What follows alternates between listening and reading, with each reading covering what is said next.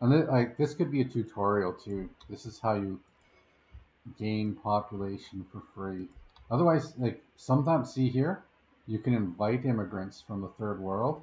We're running low on money for U.S. dollars, and then you can get Soviet bloc residents, which are very expensive, or educated ones, which we might have to buy a few of. But these are just free. You just drag them out of a New York house, and you're good to go. All right, we're ICE agents. Look at us, Soviet ICE agents. Yeah, I don't know about what's going on in the U.S. There's a lot of people who don't study history that get caught up in, like, if you haven't studied what the details of how Goebbels actually created propaganda and how he tricked the German people, like they were tricked very similar to what we're seeing in the world today. It's not much different. People were good intending in Germany.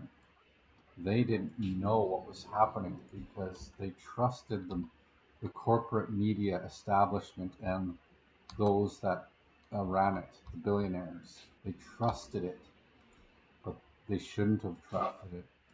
They were very dishonest. Like the even the Holocaust was happening in stages initially, where the undesirables were being brought to, you know, the socialists even, YouTubers were being brought to uh, hidden houses and disposed of.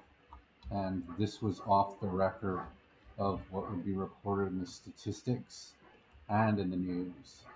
So no one knew about it. They were suspected. They could tell when people are missing, but they just noticed there was a lot of people missing till they realized, oh wait, you know what? That's why when there's a lot of people missing in like, if you track the statistics, and that this should be published out there. It really should be. Someone in statistics, if you're a good, useful person, create a comprehensive list of the number of missing people reported, per capita in an area. Like, I think in Canada it's very high. And I think it's because there's bad people out there, partly. A lot of it too is just the people really just go missing when they wander, you know, in the countryside. It's not a civilized place in most of it, but it also could detect things like what was happening in Germany, right, where people would go missing, and that's how they sort of are figuring out things. And they called it. They had a name for the program, and they'd say it'd be like a compassionate care or something like that, but it was really just to get rid of people that wouldn't work in the billionaire factories. Or I guess then they wouldn't even have to have been a billionaire, just a multi-millionaire, and you would have had that kind of authority in Germany. But it was the elite families that were behind it all. Uh, the psychologists, the students of Bernays, the people who learned about propaganda. Goebbels studied Bernays. And Bernays has had a lot of influence in America too. He's primarily worked for uh, American companies, and you know, you think about it though. This guy who influences the culture of America was living in Vienna with Hitler at the same time too.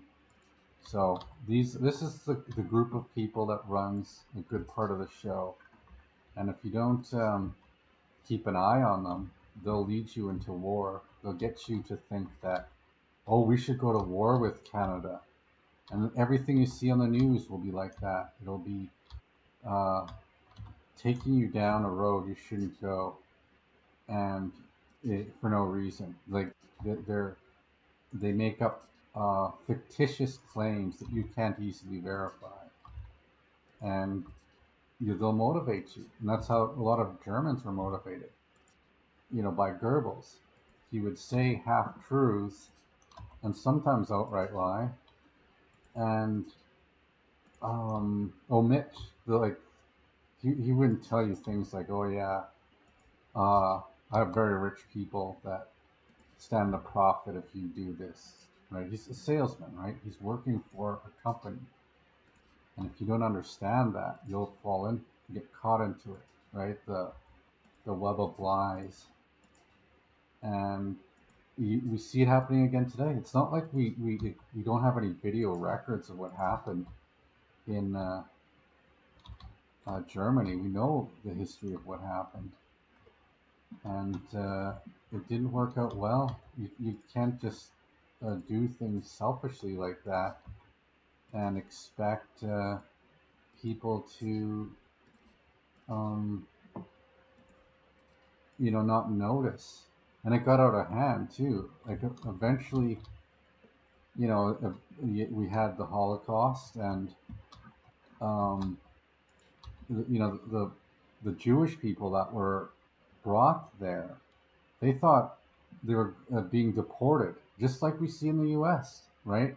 They create an environment, but then there was scheduling mishaps. This really happened. This isn't a new thing. It's not like history is come up with even a reasonably new plot here. It's the exact same one where they have excuses to be moving people around in mass on vehicles and detention camps. But eventually, they just didn't want to spend any money in Germany, so they bought a bunch of Zyklon B, and that was one of the stopovers. The shower they stopped over for showers. That was called Auschwitz.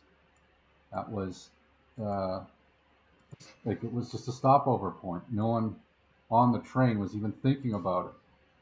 They just thought they were going for a shower, but people wouldn't appear on the other side.